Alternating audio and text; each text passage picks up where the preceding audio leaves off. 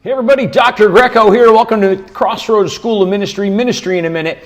Yesterday, Monday, we started out discussing unity, and we said a couple of things for certain. We are not unified. The body of Christ is not unified, and we need to be. And sameness, being the same, isn't being unified. In fact, we're going to talk about this in depth on our podcast that a new episode launched today, and we'll be discussing unity at length. But I want to give us one reason today why we need to be unified. You know, it would be simple to ask, why bother?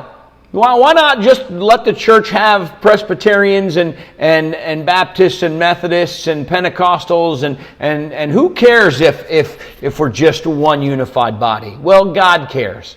And in fact, I would argue that this disunity that we show is the original sin, showing its ugly head, shining its ugly light in our current cultural context. Because the reason we're disunified is because we want to get our way. We need to be right. We need to have the answers. And none of these things are glorifying to God. In fact, one of the things that God says, one of my favorite scriptures about unity is Psalm 133. And I'm going to read the whole psalm because it's only 3 verses, and it's about unity, and it's beautiful.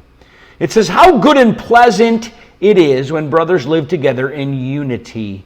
It is like precious oil poured on the head, running down on the beard, running down on Aaron's beard, down upon the collar of his robe. It is as if the dew of Mount Hermon were falling on Mount Zion, for there the Lord bestows his blessing, even life forevermore."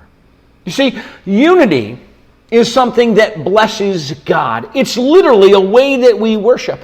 And when we are disconnected, it says to God, I'll give you glory with song and I'll read my Bible, but when it comes right down to it, the foundation of what I am and who I believe and how I do what I do, I'm in charge of that, Lord.